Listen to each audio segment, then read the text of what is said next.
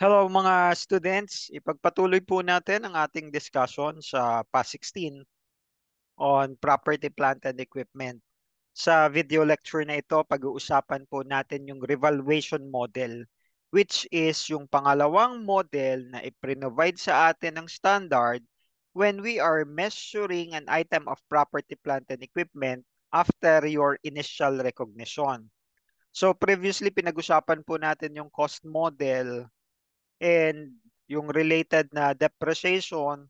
Ito naman we will elaborate further para saan ba or kailan ba natin ginagamit ang revaluation model.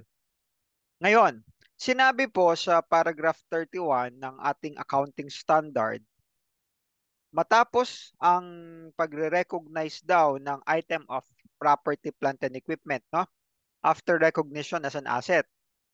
Ang isang PPE daw na kung saan ang fair value ay mame-measure natin reliably can be can be carried at a revalued amount. If we can determine reliably the fair value, then we should carry the balance at its revalued amount. At ano po ba ang revalued amount? That is your fair value at the date of the revaluation less any subsequent accumulated depreciation and subsequent accumulated impairment loss. So dito ang ating depreciation at saka impairment loss, ang accumulation ng lahat ng mga expenses na yon ay iniipon pa rin po natin. Yun nga lang, ang difference po sa cost model at saka sa revaluation model is that sa cost model, ang pinipick up natin na balance ay yung cost. At initial recognition, magkano ba natin yon nabili? Plus other directly attributable costs na kinakapitalize. Samantalang dito, we are measuring it at the fair value because the fair value can be reliably measured. Okay? Now, revaluation shall be made with sufficient regularity to ensure that the carrying amount does not differ materially from that which would be determined using fair value at the end of the reporting period. So kapag ginamit po natin ang revaluation model, kailangan sufficient regularity. We should revalue the item of PPE regularly para po hindi malayong malayo, excuse me, ang revalued amount sa ating carrying amount. Now, ano ang mga kailangan nating tandaan pag pinag-uusapan po natin ang revaluation? So hear me out. Sa paragraph 34, ito yung sinasabi. Kasi 'di ba, nabanggit dito that revaluation should be made with sufficient regularity. So, ano yung frequency? Gaano yan ka-regular? The answer is, it depends. So, sabi sa paragraph 34, the frequency of revaluation depends upon the changes in the fair value of those items of PPE na nire-revalue po natin. Kung yung item of PPE experience significant and volatile changes in the fair value, kailangan po natin ng annual revaluation. So taon-taon, nire-revalue po natin ito. Pero kung yung item of PPE hindi naman, okay? Ito basahin natin. If item of PPE's changes in fair value is insignificant, okay? Hindi siya significant. O, di yung revaluation, pwede nating gawin every 3 or 5 years. So, depende, no? Kung volatile ang changes sa fair value at saka significant yung item ng PPE na yon, dapat taon-taon nagre-revalue po tayo. So, yun yung sinasabi natin dito na it should be made with sufficient regularity. Now, eto muna. Sa paragraph 35, sinabi sa atin ito. Kapag daw ni-revalue natin yung item of PPE, yung carrying amount of the asset is adjusted to the revalued amount. So alam po natin kung ano yung carrying amount. And based doon sa ating understanding in the previous video lecture or on your personal reading, alam natin na yung carrying value is of course, no, from the point of view of the cost model, that is the cost less accumulated depreciation, and kung meron mang accumulated impairment losses, sinasama natin yan doon. That is your carrying amount. Okay? Pero pag PPE, syempre, fair value, di ba? Ang ginagamit natin is the fair value. So, your carrying amount is revalued. Adjusted na rin po yun accordingly. Less syempre yung mga accumulated depreciation and impairment losses. Now, sa paragraphs 36 to 37, ito naman po ang sinabi sa atin. If an item of PPE is revalued, yung entire class, yung kabuuan po no, ng class. At kapag sinabi po natin na entire class, that is a grouping of assets of a similar nature. Okay?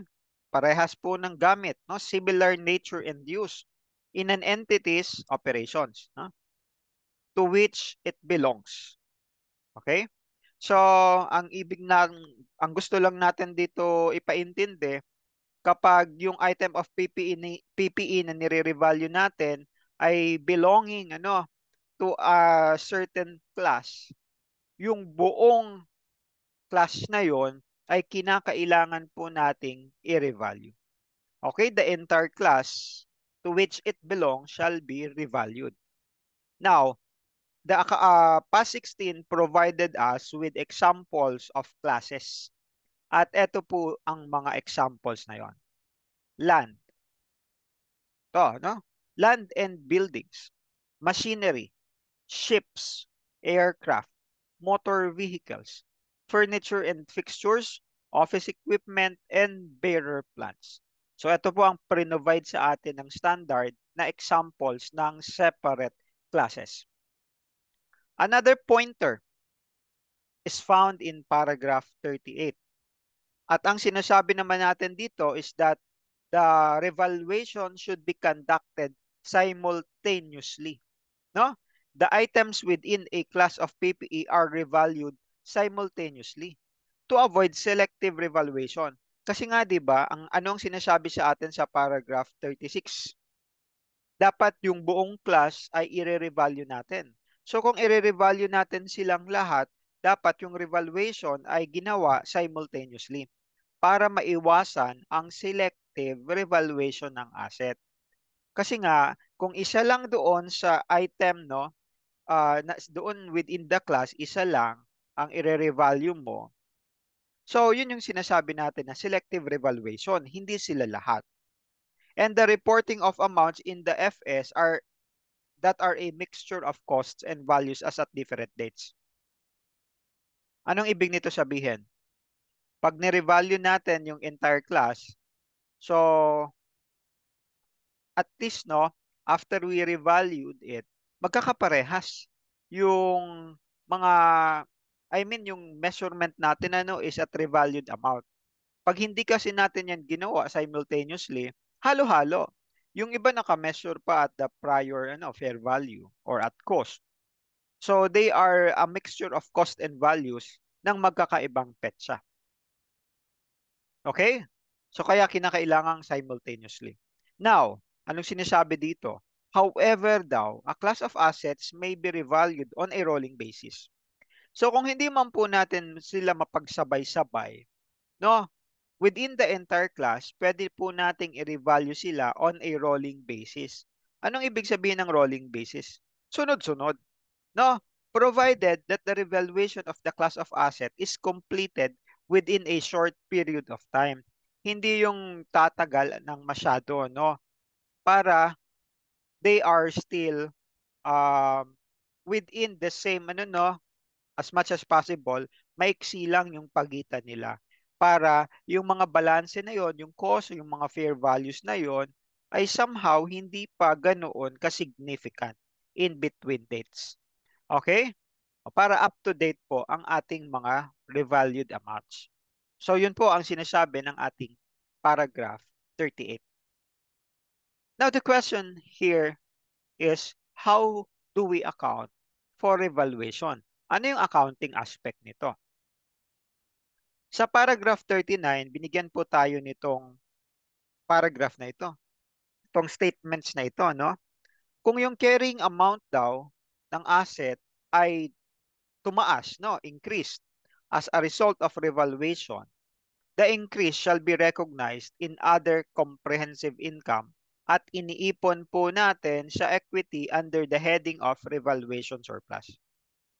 Pag nagkaroon tayo ng revaluation increase, tumaas yung carrying amount ng asset dahil nagkaroon ng revaluation, yung increase na yon ay inilalagay natin sa other comprehensive income, iniipon natin sa revaluation surplus as a component of your shareholders' equity.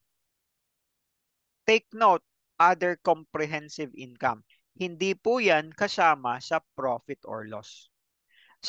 If you recall sa statement of comprehensive income, that is a two-part statements. Yung taas, profit or loss, sa baba, yung components of other comprehensive income. So doon natin nilalagay sa baba yung revaluation increase. However, ganun pa man, yung increase na tinutukoy natin ay inilalagay natin, nire-recognize natin sa taas sa profit or loss to the extent that it reverses a revaluation decrease of the same asset previously recognized in profit or loss. So, para mas maintindihan po natin ito, I will provide you with a diagram or with an illustration so that we can appreciate these statements, no? Pagpatuloy muna natin sa paragraph 40. Ito naman yung kabaligtaran ng nasa paragraph 39. Kung sakali naman, yung carrying amount ng asset ay bumaba as a result of the revaluation. So, sinasabi natin na nagkaroon tayo ng revaluation decrease. Ang decrease na yon ay i-recognize natin sa profit or loss. Okay? Pag meron tayong increase, other comprehensive income. Pag meron tayong decrease, profit or loss. Pero meron na naman tayo ditong reservation.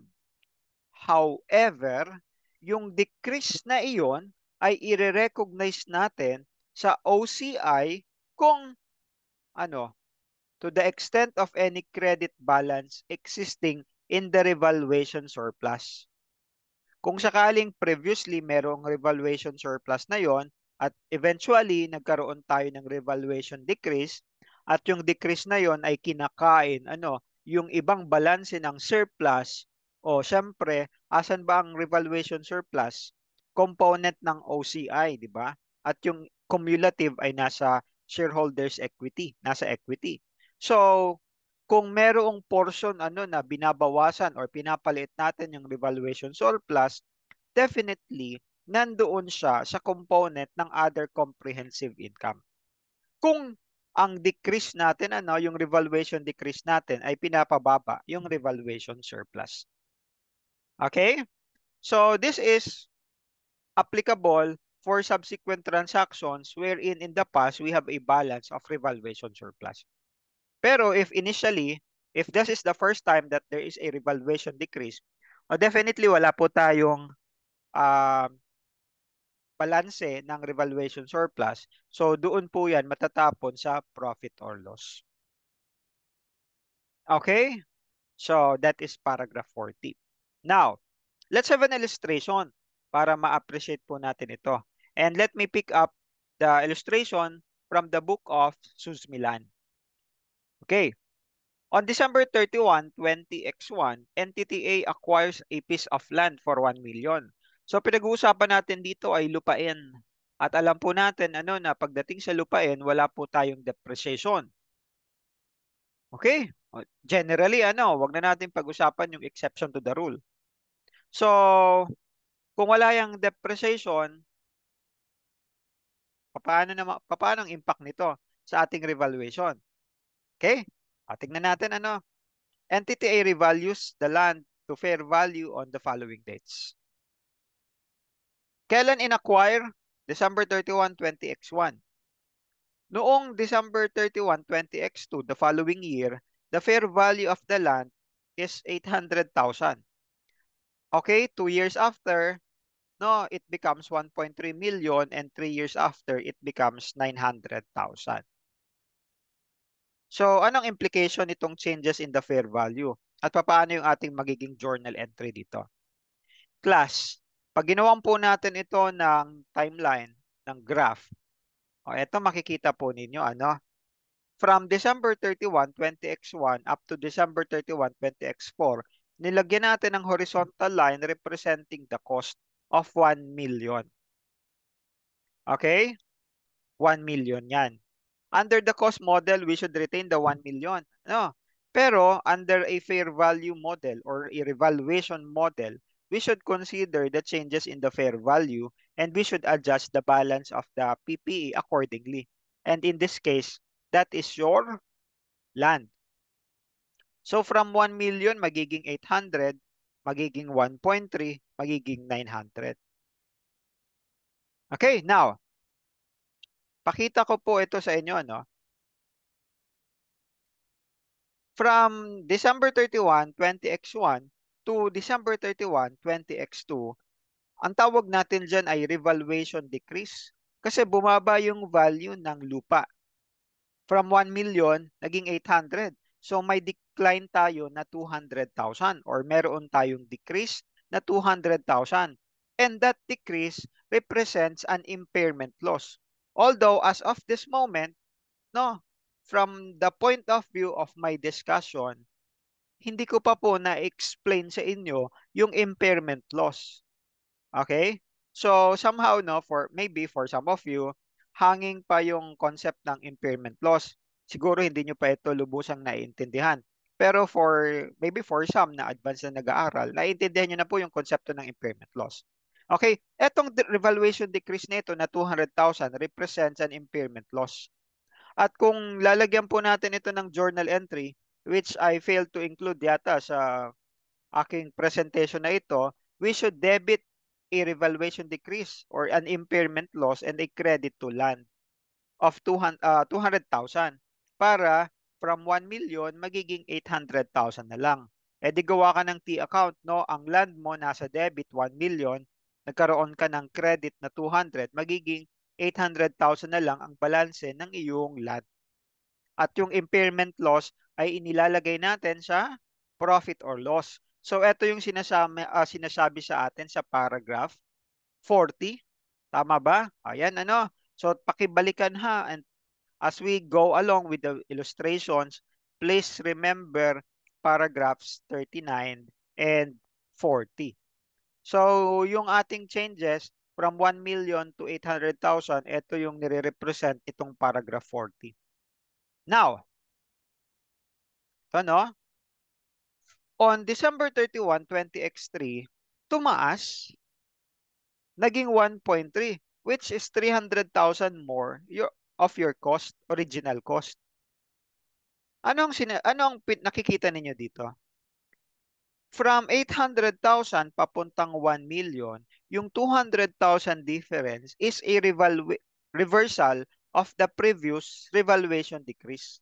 Kasi 'di ba, bumaba ito. So meron tayong revaluation decrease. Ngayon, dahil tumaas na ito the following year, yung 200,000 na yun is a reversal of revaluation decrease, representing impairment gain or reversal of your impairment loss.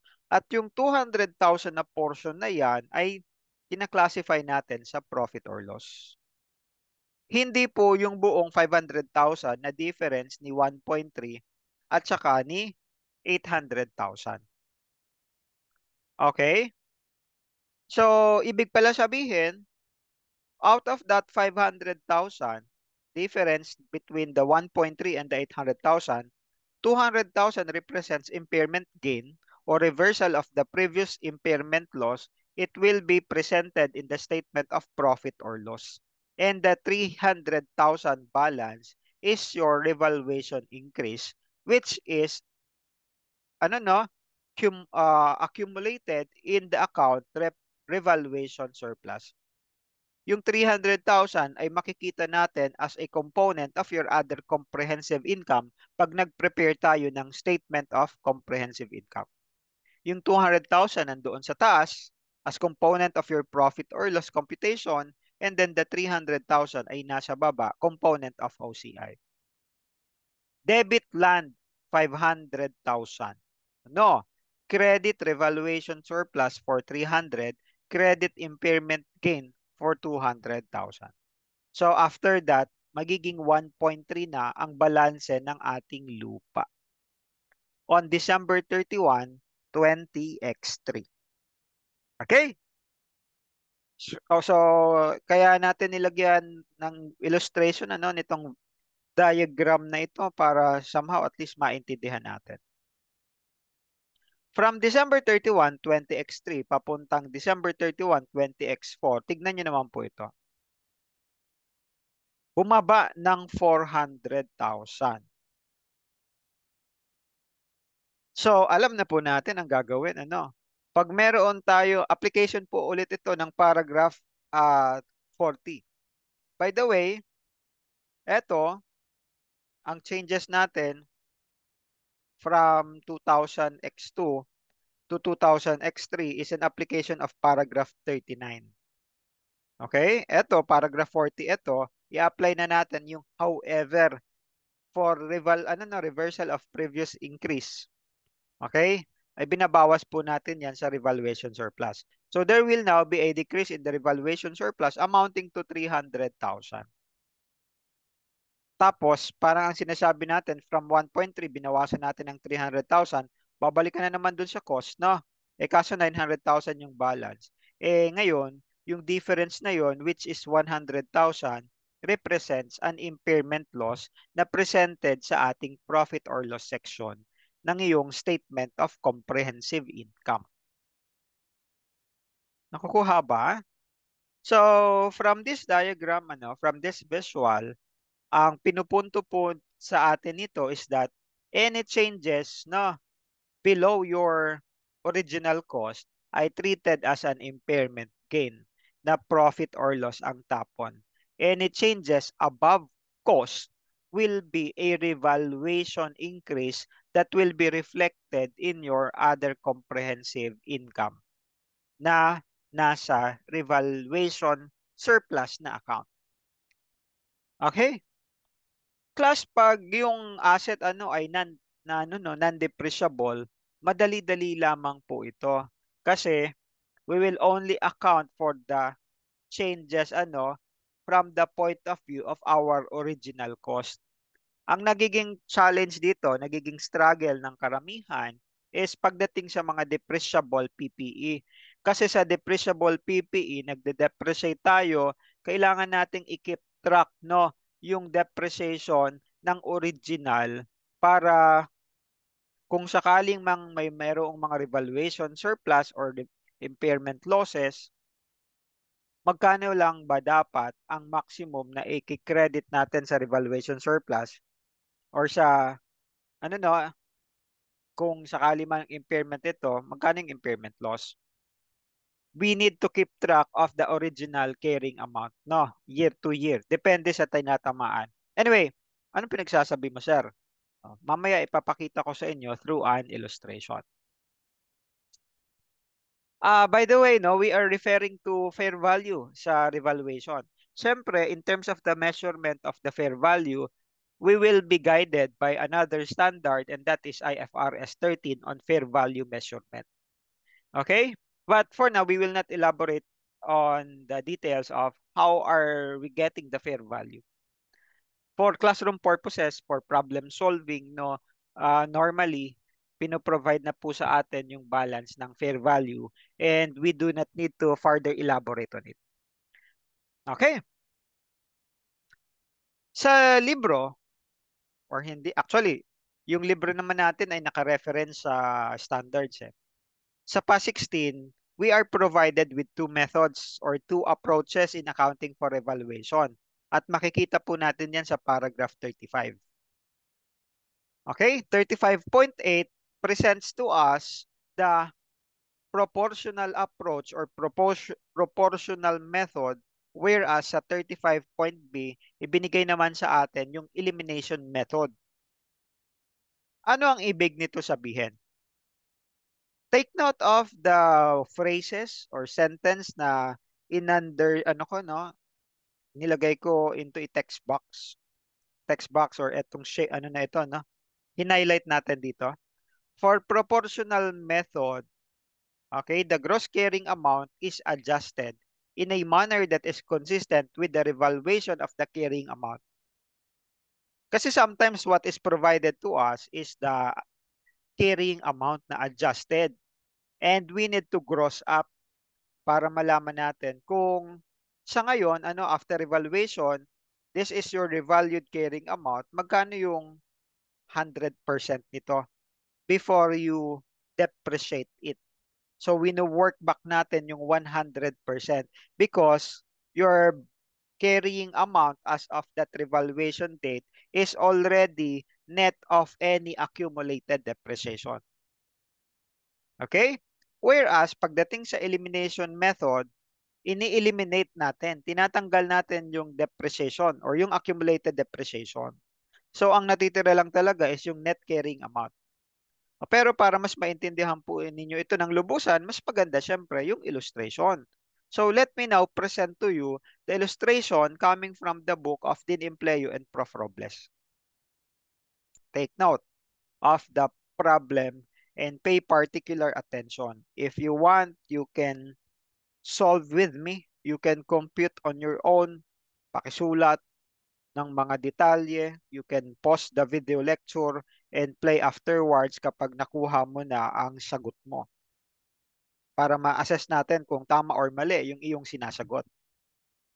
An equipment was acquired on January 1, 2015. Nagkakahalaga ng 2 milyon.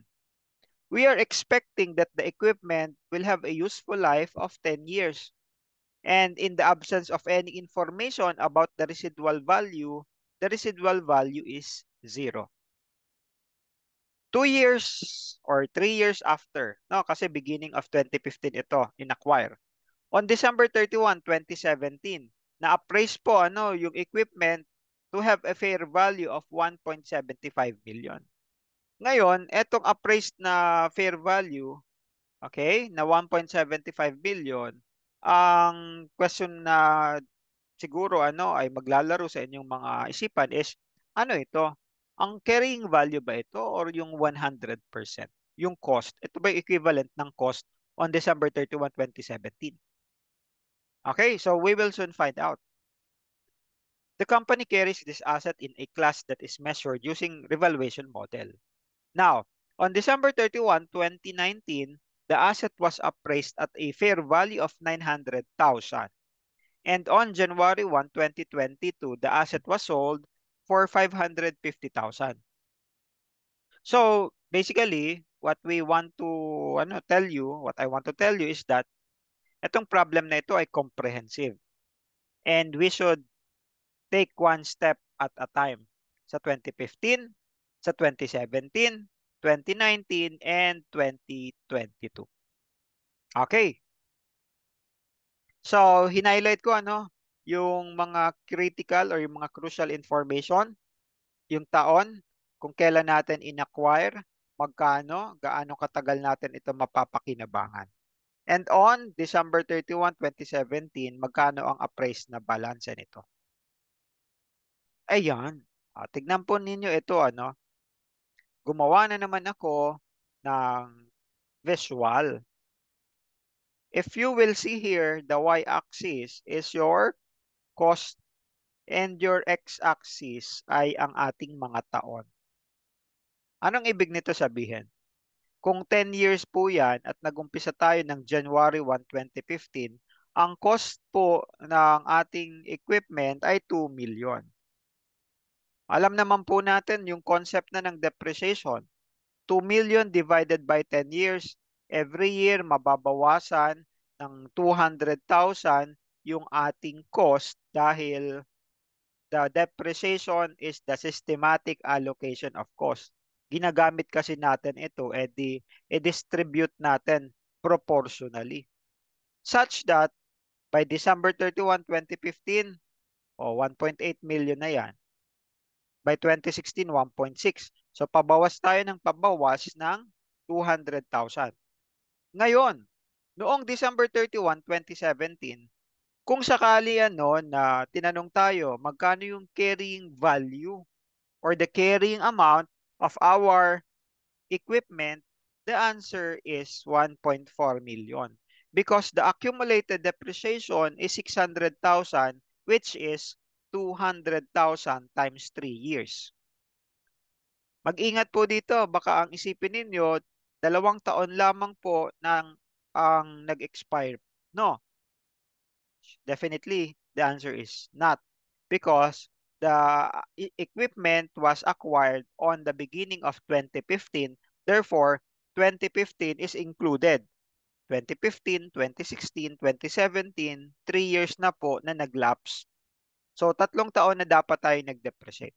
Okay? 2 million minus 600,000, we have 1.4 million. Pero ang sinabi, in-appraise daw, no? And the fair value is deemed to be at 1.75 million. So, naglagay tayo dito ng note, no?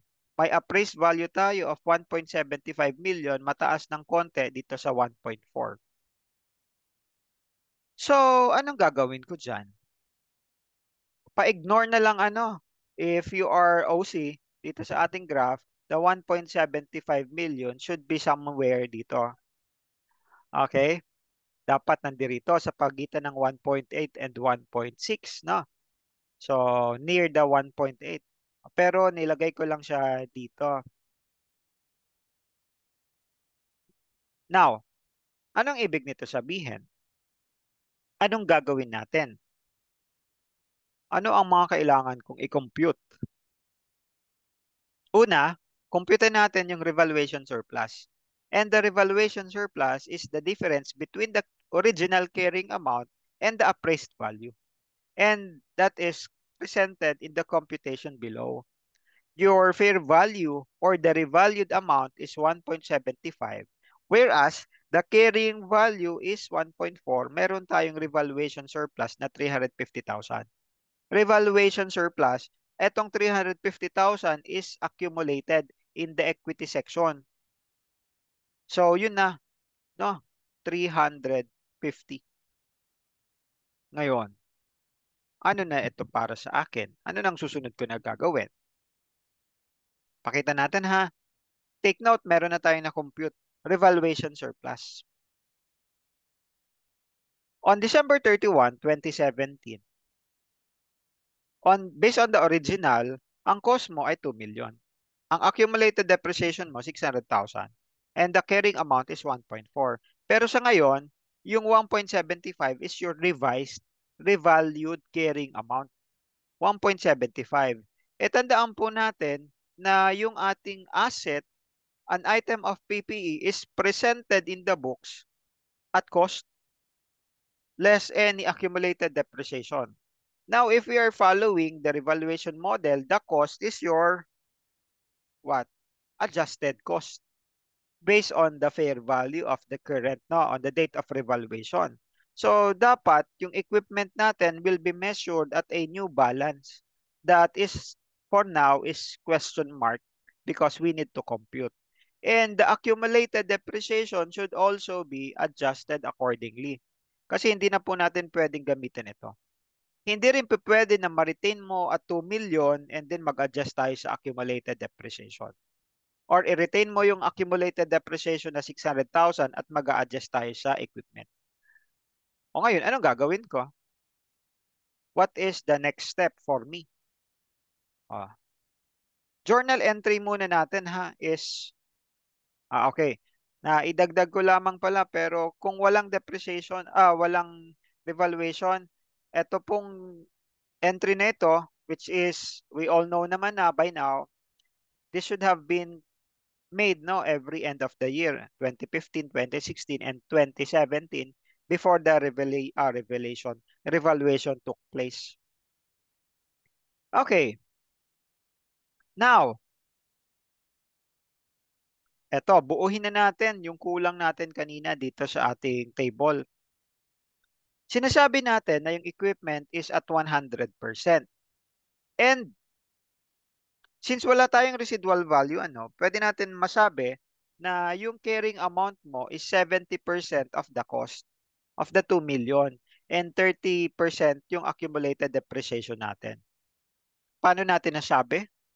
Eh di 600,000 divided by 2 million, that is 30%. 1.4 million divided by 2 million, that is 70%.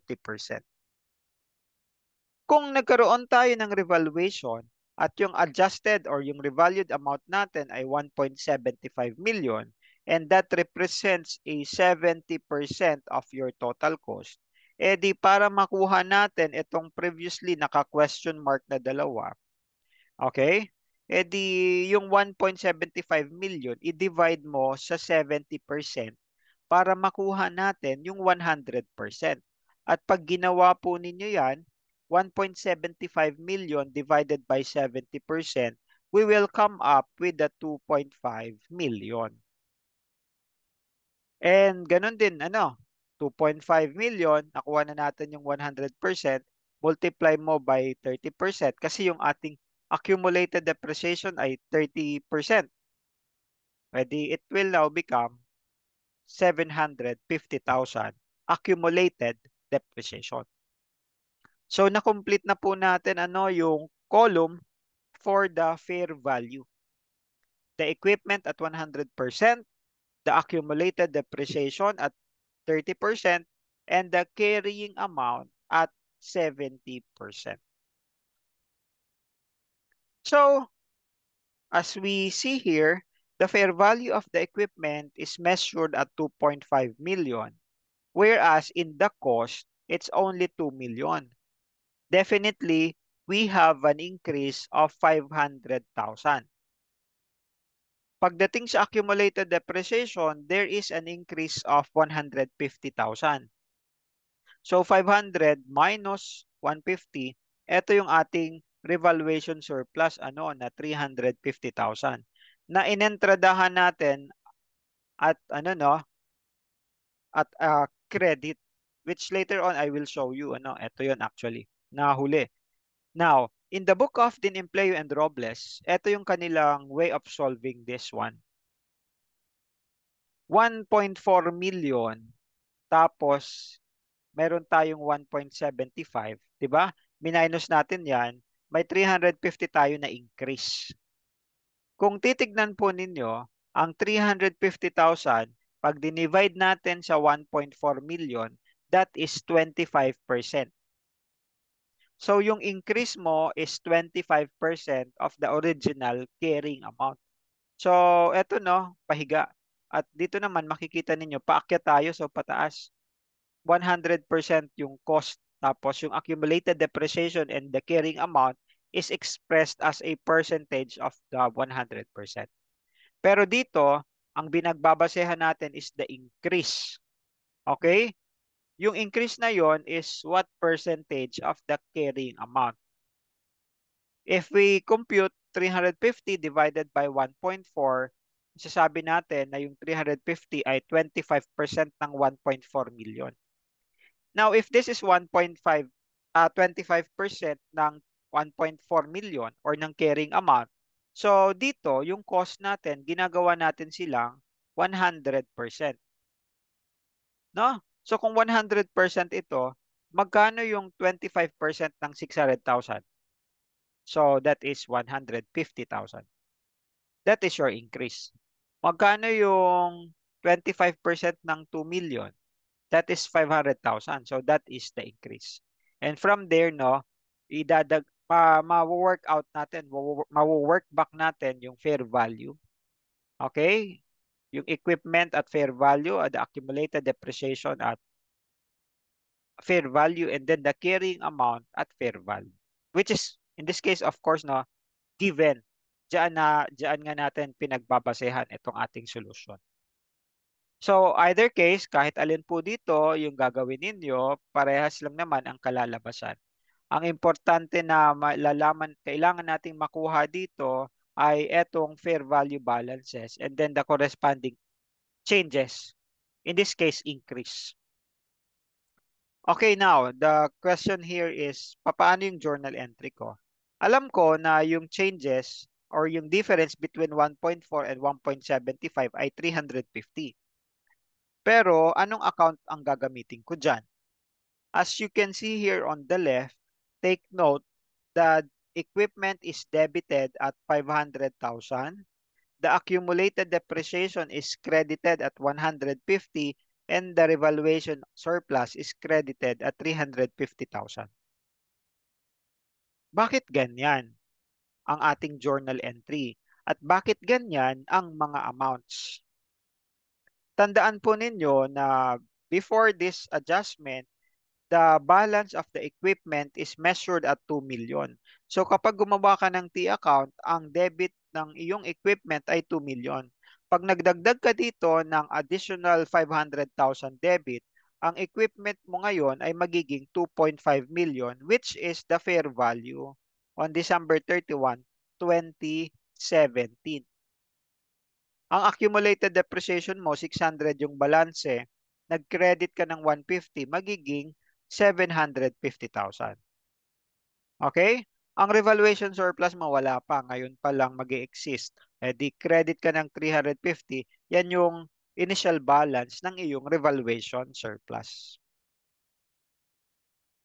Kung nalilito, i-pause yung video, try to process para ma-absorb, no? Kung may hindi maintindihan, you ask questions. Okay. I think we can proceed now, no? So that is the transaction that happened in December 31, 2017 relating to the revaluation of your equipment. Now, take note ha, hinighlight po natin dito yung ating paragraph 39 na kung yung assets carrying amount ay increased as a revaluation, as a result of revaluation, yung increase shall be recognized in OCI and accumulated in equity. And that is your 350,000 revaluation surplus. Ito yon. Okay? Hindi yung buong 500,000. Hindi yung buong accumulated depreciation. Kailangan lang natin i-adjust sila accordingly kasi nga meron tayong changes sa mga balanse. This is a proportional method ha. If you notice, the accumulated depreciation remains and was adjusted accordingly. Okay. Class, after December 31, 2017, magkakaroon tayo ng panibagong depreciation charges. Nag-umpisa na tayo sa 1.75. Hindi na po tayo dito sa 1.6 million. So from that, what should we do?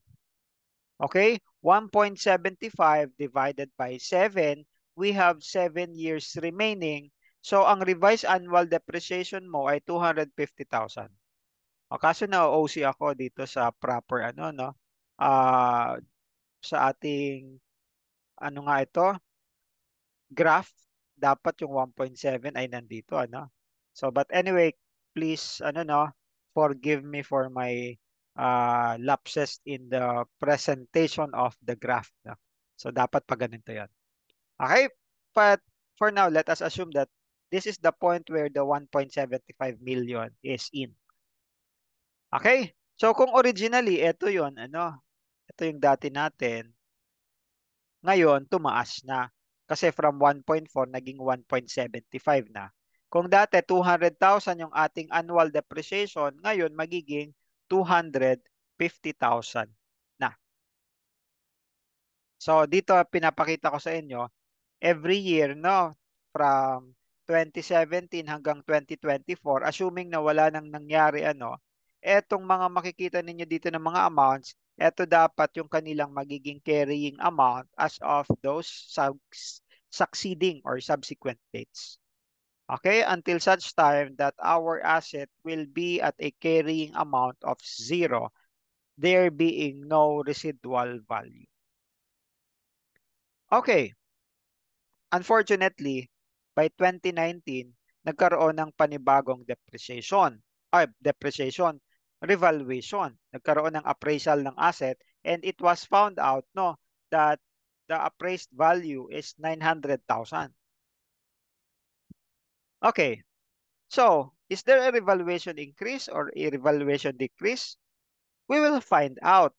No, pag tinuloy-tuloy mo etong ating revised depreciation, sinasabi nga natin that by December 31, 2019, nakapagbawas na tayo ng 2 taong worth of depreciation, and based on the revised depreciation, that is 250,000 per year. So from 1.75, nabawasan tayo ng 250,000 times 2, and that is 500,000. It will now become 1.25 million. So ang nagiging comparison natin is between 1.25 million and the revised or appraised value of 900,000. At syempre, pag pinag-compare natin yan, binawas mo yung 900 at sa 1.25 million, meron tayong decrease. Take note, andito meron tayong negative sign. Baka hindi lang masyado kita. So we have a revaluation decrease of 350,000. Kasi supposedly, nandito tayo sa 1.25, pero ngayon, dito na lang dapat yan sa 900,000. So anong gagawin ko dito? Reverse of the reversal, no? Or yung opposite ng ginawa natin noong 2017. Okay? O, dito ang cost natin, which is the revised cost, will now be 2.5. Ang accumulated depreciation mo, magkano na? 1.25 na. Sir, saan po galing ang 1.25? Oh, saan kaya yun galing? You try to prepare a T account and account for everything from the beginning up to December 31, 2019, you will get this 1.25 million. Pero one thing is for sure, out of this 1.25 accumulated depreciation, 500,000 is the depreciation charge doon sa revised. Okay? So, 500,000 minus 1.25 million. Okay? Meron tayong 750,000 accumulated depreciation previously. But please take note, yung journal entry natin na ginawa before, na meron tayong additional, may incremental accumulated depreciation tayo na 150. So basically, it's this 200,000 times 3 na 600 plus yung adjustment natin ng accumulated depreciation na 150,000 plus yung dalawang 250,000 natin. That is your 1.25 million. Of course, our carrying amount is 1.25 million din. So, dito maliwanag na maliwanag, no, kung ikukunin natin yung percentage ng carrying amounts sa asset, this is 50%, di ba? Kasi 1.25 is 50% of 2.5. O tapos dito, yung carrying amount natin, yung appraised value is your revised carrying amount. Yun yung nandirito sa baba, hindi yun yung nandirito sa taas. So let's do the math again. Kung 900,000 yung revised carrying amount, edi yung accumulated depreciation natin being 50% of the equipment is 900. Kasi 50 na yung carrying amount. So, ang revised na cost ng equipment natin because of this appraisal is 1.8 from 2.5 million. So, nagkaroon tayo ng decrease na 700,000 from 2.5. Ibig sabihin, yung equipment, babawasan natin ng 700,000. Ang accumulated depreciation mo, nabawasan din ng 350. From 1.25, dapat ang accumulated depreciation mo lang ay 900,000. In the same manner that your carrying amount from 1.25, dapat ngayon 900,000 na lang yan. So mababawasan din tayo ng 350,000. Or if you want to follow the presentation as written in the book of Dean Empleo and Robles, no, ganito ka naman. Pabaligtad ka. 350 divided by 1.25 million, you have 28%. I-apply mo yan dito naman sa accumulated depreciation and equipment. Only in this case, this will be a decrease. So from that, we will have this journal entry. Okay? Pinawasan natin yung equipment 700,000. No? Take note ha. Ito yon. Bawasan natin yung equipment 700,000. Bawasan natin yung accumulated depreciation ng 350,000. Kaso, Hindi po 350,000 yung kabawasan sa revaluation surplus. Why? And why do we have an impairment loss here na 100,000? Here's the explanation. Kung yung original na depreciation natin ang susundin, by 2019, dapat ang carrying amount mo dyan ay 1 million lang, which is 2 million less accumulated depreciation of how many years? 5 years. 'Di ba? 5 years times 200,000, which is the original depreciation, that is 1 million. So 2 million minus 1 million, dapat ang original carrying amount mo ay 1 million. Kaso, sa ngayon, ang balanse niya ay 900,000. Plus, ang ating revaluation surplus should not be a debit of the entire 250, but only up to the extent of the original carrying amount. So kung pinagpatuloy mo yung depreciation mo originally, dapat by now 1 million lang siya. Doon mo dapat i-compare yung 1.25. Kasi yung difference sa dalawa na yun yung actual decrease ng revaluation surplus. So that is 250,000. And the 100,000 is an impairment loss. So kaya nga pagdating sa mga depreciable asset, medyo tricky, somehow confusing. Unlike sa ipinakita ko sa inyo kanina na yung cost ng land ay hindi naman nagbabago, 1 million 'yan. So any decline below 1 million is an impairment loss, and any increase is a revaluation surplus na nasa OCI. Pero dito, ang kino-compare natin is the original carrying amount. If you go below that original carrying amount, that is an impairment loss. If you go above it, that is your revaluation surplus. If there is a reversal, it is only limited doon sa original carrying amount. So, since 1.25 ang carrying amount natin dyan, ang ibababa mo dyan up to 1 million is 250. That is only the reversal of revaluation surplus. Nakukuha ba? Please, pause this video if medyo you are encountering any trouble understanding this one. But I hope you can follow. Okay, now, proceed po tayo. Ito na yung, let me just highlight, emphasize paragraph 40. No, kung nag-decrease daw yung carrying amount as a result of revaluation, nire-recognize natin yung decrease sa profit or loss. Yun nga lang, kung merong reversal ng revaluation surplus, kasi may credit balance yung revaluation surplus natin. So sa other comprehensive income natin yun, i-recognize. And in this case, yung OCI component ay etong 250. So etong 250 makikita natin sa other comprehensive income. Tapos sa iyong equity section, ang revaluation surplus mo ay 100,000. Kasi originally 350 minus 250, ang cumulative balance ng RS mo or ng revaluation surplus mo ay 100,000. Okay?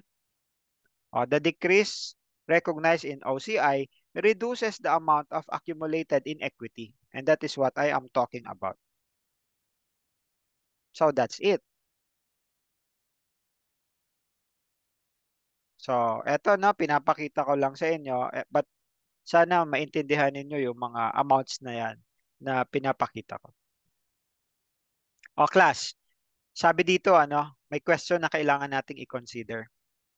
If the revaluation surplus has a credit balance of 350,000, so bakit daw 250,000 lang ang dinebit? And I think I was able to explain it kanina, because we need to follow the original depreciation. Pero class, meron kasi tayong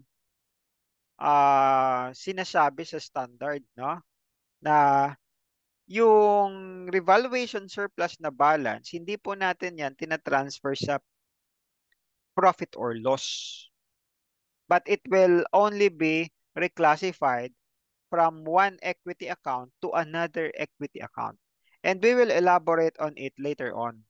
Dito may sinabi, if the company follows a policy of transferring some of the surplus as the asset is being used, noong 2018 kasi and 2019, dapat meron tayong ganitong journal entry. Debit ka ng revaluation surplus and credit ka ng retained earnings. At tinatawag natin ito na piecemeal revaluation. Anong tinutukoy nito? Kung 350,000 ang aking revaluation surplus nung 2017 kung saan nagkaroon ako ng revaluation, ang 350,000 ay ang remain as of December 31, 2017, we have a remaining life of 3 years. 3 years, 7 years. So, pwede kasi natin na i-realize, no, installment yung ating revaluation surplus. And when that happens, no, yung 350,000, i-divide natin by 7 years. Therefore, every year, we also transfer, no, yung 50,000 taon-taon sa retained earnings. Kaya nga, kung ginagawa natin yan ng 2018 and 2019, ang revaluation surplus mo na balance by December 31, 2019 ay 250,000 na lang. Kasi nabawasan na ito ng dalawang 50,000. So, pag ganyan yung nangyari, syempre, 250 na lang, edi dapat 250 na lang din ito. Okay? Pero mamaya elaborate natin kasi pwedeng piecemeal, pwede ring one time at the date of the retirement or disposal of the asset. So we will take a look on it later on. Pero class, ito yung sinasabi ko na nasa standard, nasa paragraph 41. Yung revaluation surplus na nasa equity, may be transferred directly to retained earnings when the asset is derecognized. Okay? Pero pwede rin na yung surplus is transferred as the asset is being used by the entity. At yun yung sinasabi natin na piecemeal realization. In that case, the amount of surplus transferred would be the difference between the depreciation based on the revalued carrying amount and the depreciation based on the original asset. And in this case, ang original na depreciation natin ay 200. Ang revised na depreciation charge ay 250. So 250 minus 200, that is 50. Or yung sinasabi ko nga kanina, na yung 350,000 na revaluation surplus, divide mo by 7. So yun yung piecemeal realization. And take note, ito hindi pa pwede, na yung transfer from revaluation surplus to retained earnings are not made through profit or loss. Equity to equity ang movement lamang po natin dito. Okay. So, next. Tignan po natin Nagkaroon na naman ng changes sa 29. Sorry. Hindi pa pala ito. Continuation. Since nagkaroon tayo ng changes ng 2019, ang bagong carrying amount ay 900,000, ilang taon na lang ang natitira? 5. So kung 5 years na lang remaining, 900,000 divided by 5, we have 180,000 revised annual depreciation. So for that, from 2020 hanggang matapos yung taon, 180,000 na lang ang ating ide-depreciate taon-taon kung wala mang mga ibang nangyari. Pero alam naman natin, based on the problem, meron tayong disposal na benta yung asset on January 1, 2022. Diba? Na ibenta for 550,000. Ayan. So pag tinuloy-tuloy natin yung ating illustration, yung ating graph, nandirito siya. Sir, bakit 2021? Kasi ito ay December 31, 2021. January 1, 2022, parehas lang. Isang araw lang naman yung pagitan. So, ano to? Kung yung asset ay dinidepreciate natin 180,000 from 2019, magkano ang carrying amount niyan on December 31, 2021? So kung ang carrying amount natin on December 31, 2019 ay 900,000, nagbawas tayo ng 360,000 which is depreciation charges mo from 2020 and 2021. Ibig sabihin, ang carrying amount ko as of December 31, 2021 ay 540,000. Sir, bakit kailangan nating malaman yon? Kasi binenta natin yung asset at 550,000. When the asset is disposed, no, we may recognize any gain or loss from disposal. And dito evident naman na na-dispose natin ito at 550 pero ang carrying amount ay 540, kumita tayo ng 10,000. Tama ba? Ang halaga na lang niyan on December 31, 2021 ay 540 pero nabenta ko at 550, tumubo ako. Panalo ako ng 10,000. O anong journal entry ko dyan? Ayan. Magkano ang proceeds? 550,000. That is your debit to cash. Magkano na yung accumulated depreciation? O class, dito kailangan sundan mo yung T account, no? Dapat aware ka magkano na yung balanse ng accumulated depreciation. If you follow that, your accumulated depreciation is tagged at 1.26 million. O now do your math. Try to create a T account and take note of the changes. Yun yung history mo ng accumulated depreciation. Ang balanse mo dapat by December 31, 2021 ay 1.26 million. Siyempre, yung cost mo ay 1.8 million, i-recognize natin yung asset kasi binenta, i-credit mo yan ng buo. Ang sinasabi lang naman natin, when you recognize the asset, when you dispose it from sale, no? Di dapat yung mga nakakabit dyan, tanggalin mo. Nakakabit dyan yung accumulated depreciation. So, tanggalin mo rin yan. I-recognize mo yung natanggap mo na pera dito, 550,000. O syempre, kung hindi yung balanse yung total debit sa total credits mo, balansehin natin. But in this case, ang kulang ay yung credit. Kasi eto, 1,810,000 ang total debits, ang credit mo 1.8. May 10,000 na kulang. Anong kulang na yon? That is represented by your gain on sale of equipment, which is basically the difference between 550 and 540. Okay? So, that's it, no? I hope this is clear. Sabi ni Valix, it is believed daw that the proportional approach is the preferable method because it preserves the gross and net amounts after evaluation. So nami-maintain natin, no? Moreover, this will prove useful in providing subsequent annual depreciation on cost and on the revaluation increase and the consequent piecemeal realization of the revaluation surplus. Okay, now, pinapakita natin yung proportional method. Papaano naman po ang elimination method? Now, pagdating sa elimination method, tatanggalin po natin yung accumulated depreciation. Halimbawa, noong December 31, 2017, ito yung mga pertinent info.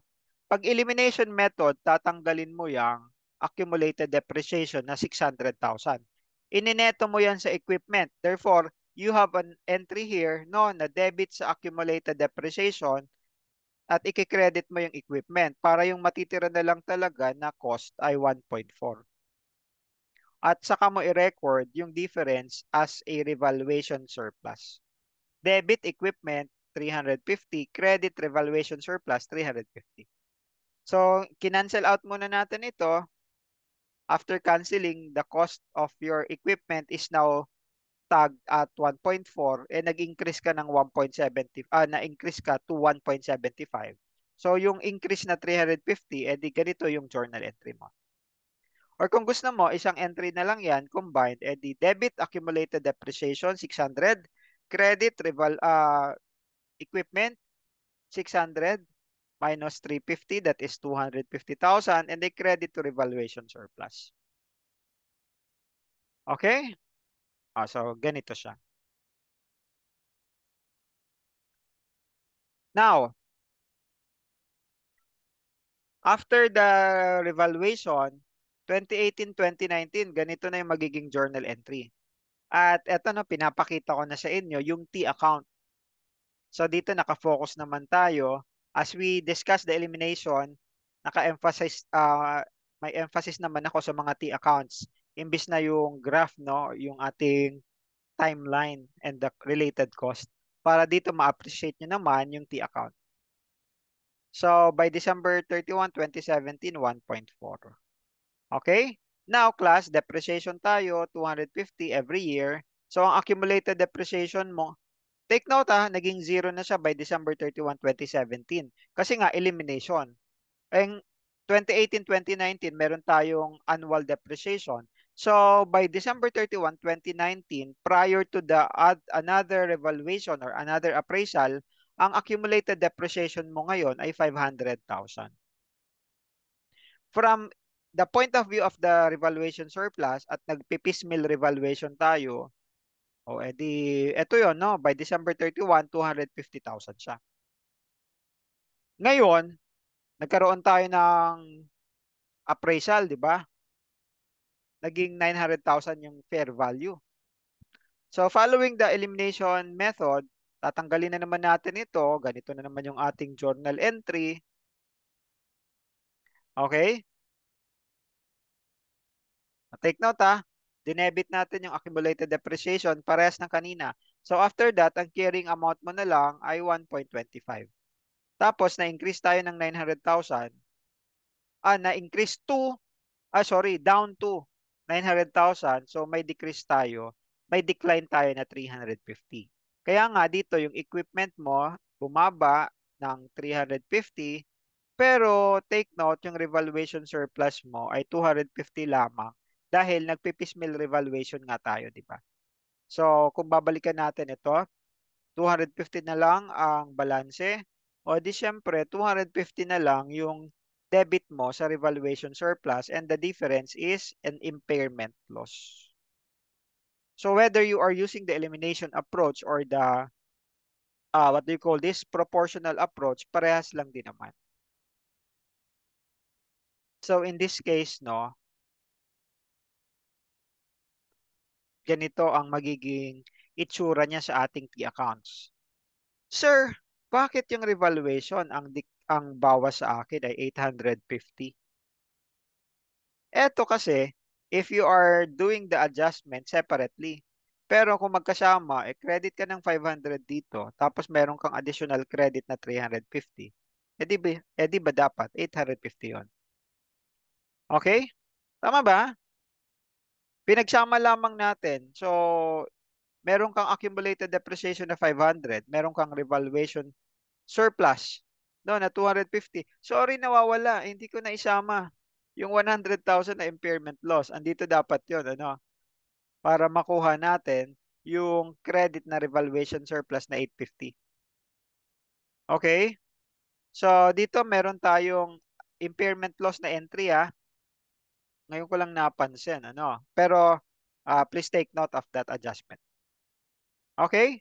So, you apply it, you place it in the T accounts.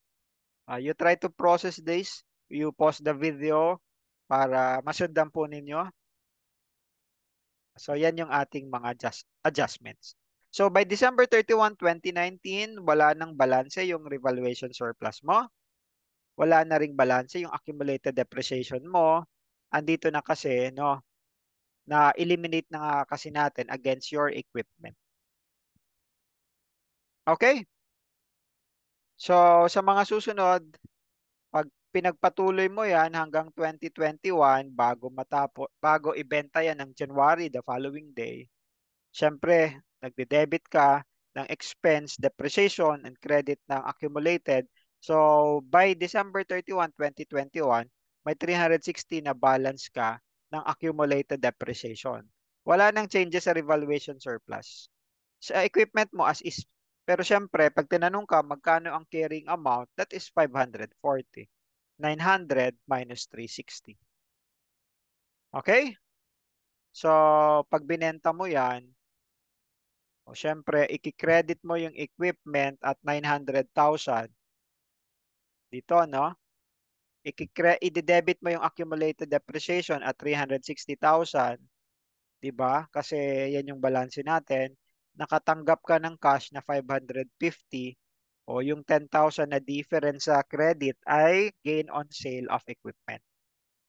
Yan po kung elimination method ang gagamitin natin. But again, the effect is the same. Yung approach lang yung different. Now, another question that we have to consider. Paano naman kung yung policy ng company ay one time, big time, na transfer ng buong surplus kapag dinispose na yung asset? If we apply the elimination method, no? Ayan. Ito magiging itsura niya. Wala tayong piecemeal realization noong 2018 and 2019. Yung balanse ng retained earnings ay nandirito sa 2021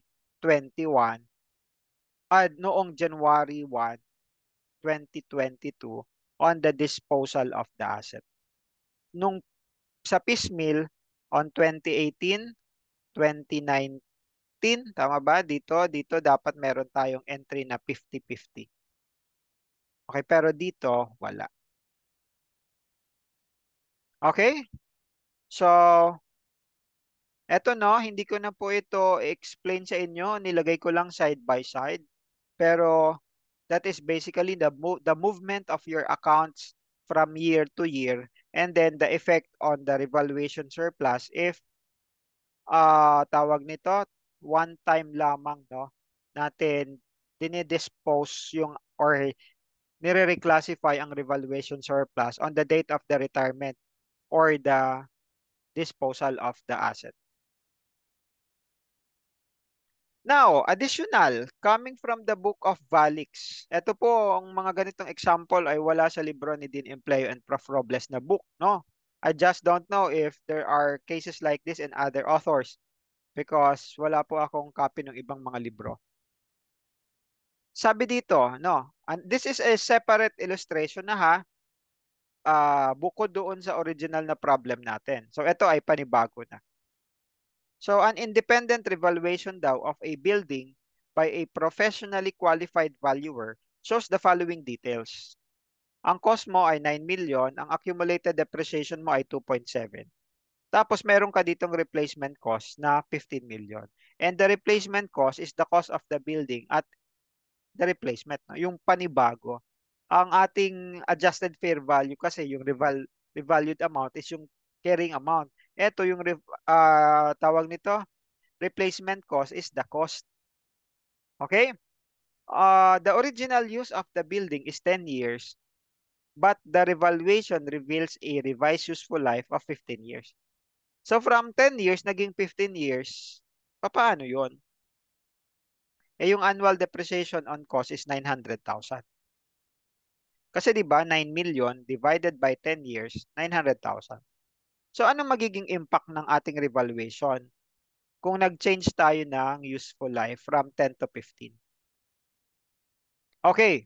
May side question daw dito. What is the age of the building?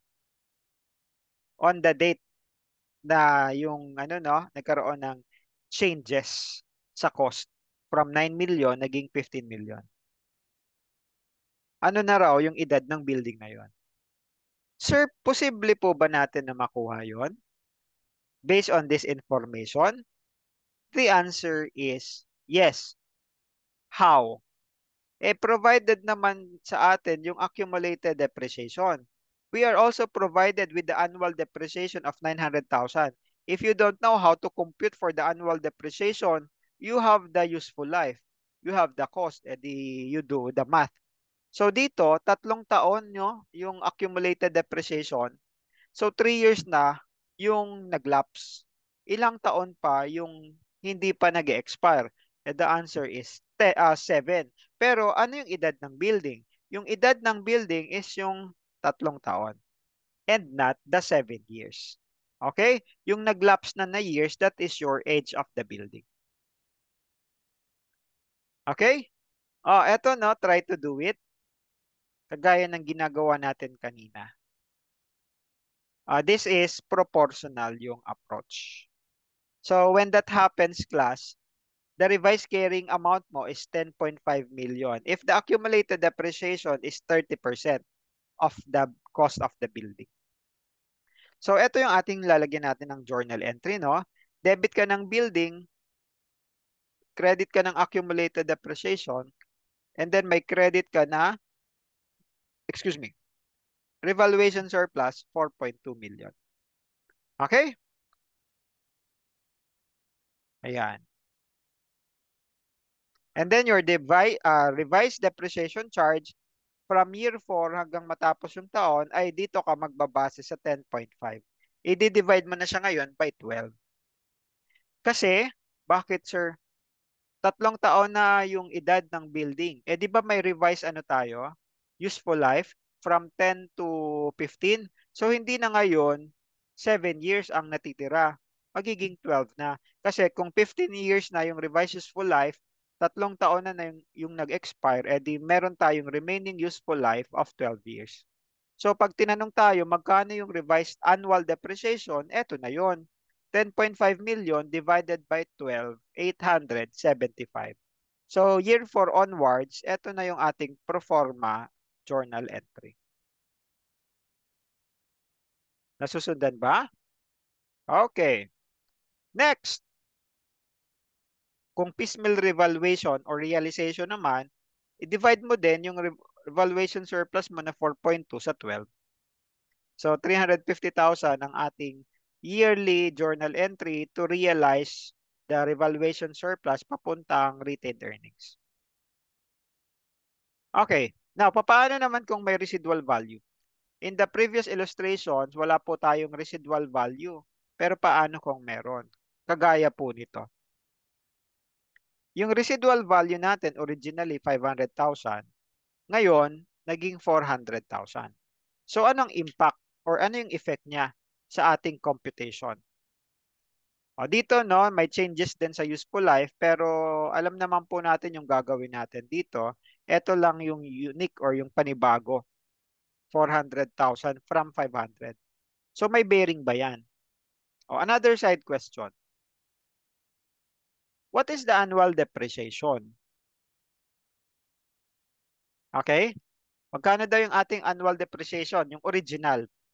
If we have 8.5 na cost ng machinery at meron tayong residual value na 500, okay? Oh, yung annual depreciation mo will be 800,000. Tama ba? 8 million, ito yung ating depreciable amount. Divide natin ng 10 years, edi 800,000. So ano yung age of the machinery? 3.2 divided by 8. Tama ba? Oh, the answer is 4 years. So the age of the machinery is 4 years. Ilan pa yung remaining? Kung base tayo dito sa 10 years, meron tayong 6 na taon. Okay, pero kung dito na tayo sa revised na 12 years, i-depreciate natin yan sa susunod in 8 years left. O, pakita natin ito, no? Ito yung ating solution. Now, ano yung ma-observe mo dito? Ito, understood na ito, ano? Pero syempre, ang 100% natin ay magiging ay based sa depreciable amount. Kasi, ang depreciation natin ay hindi kinoconsider si residual value. So, 8.5 minus, sir, bakit 400,000? Mamaya ipapaliwanag po natin. Okay? Sundan niyo muna ako. 8.5 minus 400, that is 8.1. Okay? Ngayon, ang accumulated depreciation ko ay 3.2. Yung 3.2 ba yung original? The answer is yes because this is the actual. So dito, kung susundan natin yung original, ang carrying value mo ay 4.9. Hindi, magkano yon? 5. Hindi given yung carrying amount. Yung ating dito ay ang carrying amount natin ay 4.9. Pero, ito no, observe that the original residual value of 500,000 is ignored in determining the remaining depreciable amount. Actually, class, ang importante dito is yung replacement cost. yung figures, no, yung details dito. If 12.4 yung machinery, may residual value ako na 400,000. Ang depreciable amount ko based sa bago ay 12 million. Now, dito, kung 40% yung ating, kasi ano no, 4 years na depreciated, edi 40% ng total cost ang 3.2. Ibig sabihin, ano, 40% din yung ating accumulated depreciation based on 12 million, edi 12 times 40% or 12 million times 40%, meron tayong 4.8. Okay? Now, in this case, the carrying amount is 7.2 million. Okay? Papaano yon? 3.9 yung difference sa 8.5 at saka yung 12.4. Ang depreciable amount mo, no, will be 3.9. Hindi maapektuhan. Ini-ignore natin yung 100,000 na difference.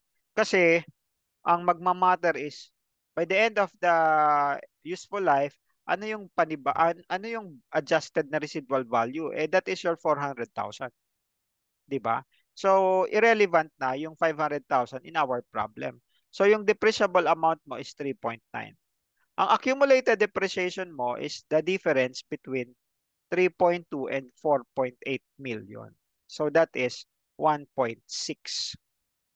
Okay? Ang carrying amount mo na changes ay from 4.9 to 7.2. Meron tayong increase na 2.3 million. So that, pag ginormalize natin yan, ganito yung ating entry. Take note, walang bearing yung ating residual value. Okay? So, yan po ano, yung ating illustration kung merong residual value. Okay? So, revised depreciation, year 5 onwards, 7.2 million ang ating remaining na carrying amount. Divide mo ng 8 years, which is 12 minus 4.